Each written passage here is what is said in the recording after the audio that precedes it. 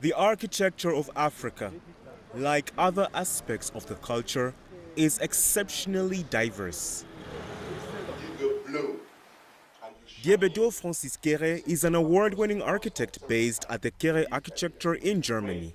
He was born in the tiny village of Gando in Burkina Faso and was the first child there to be sent to school. He qualified as an architect at the Technical University of Berlin and has an award-winning project.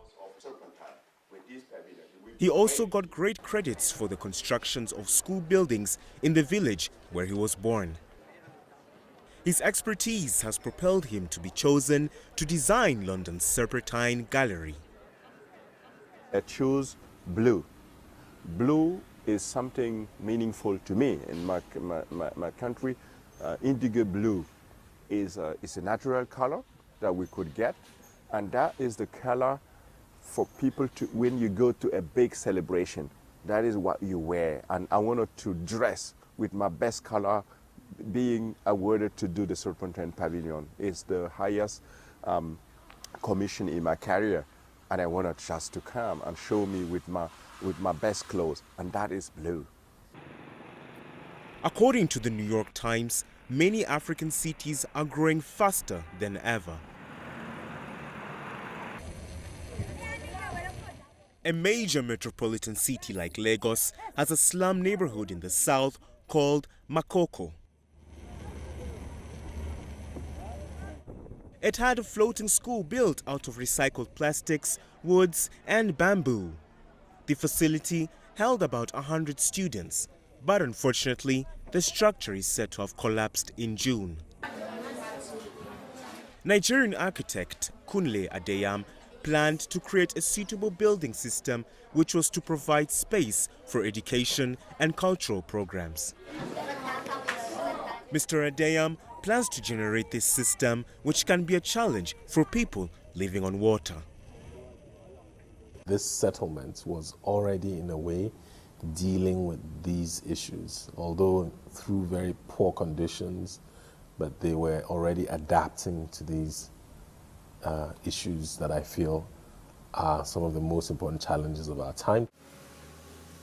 African architecture has been subject to several influences from the earliest periods.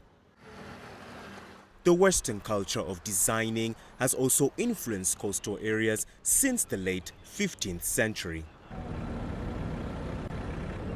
In Asmara, Eritrea, the city is known for its well-preserved colonial Italian modern architecture. In 2017, it was declared a UNESCO World Heritage. Kebriap Tsembla is a senior architect with the Asmara Heritage Project. It was built by the same architects and engineers who built the buildings and the town planning. That makes Asmara very, very unique in its planning and its human scale. As you see, all buildings are not more than ground +3 or ground +4 buildings, and it is a fantastic, the open areas, the streets, everything goes together in harmony, not only the buildings. Africa holds about 6 major architects who shine the continent. David Ajayi, a British Ghanaian architect who leads the designer of the National Museum of African American History and Culture. Kunle Adeyemi, a Nigerian urbanist architect and creative researcher. Mokena Makena, a South African founder and principal of Makeka Design Lab. Mpeti Morojele, the founder and the managing director of MMA Design Studio in Johannesburg. Urko Sanchez, who deals with architects project based in Nairobi, Kenya. And finally, Diébédo Francis Kéré, a Burkinabe architect based in Germany. Kevin Karanja, an architectural engineer, believes that architecture will continue being a vital element in the growth of real estate in the continent. Architecture is very important in real estate since architects interpret and develop and design ideas that have been put forward by the developers. Architecture expands beyond the normal realms of zoning laws, budgets, and building permits.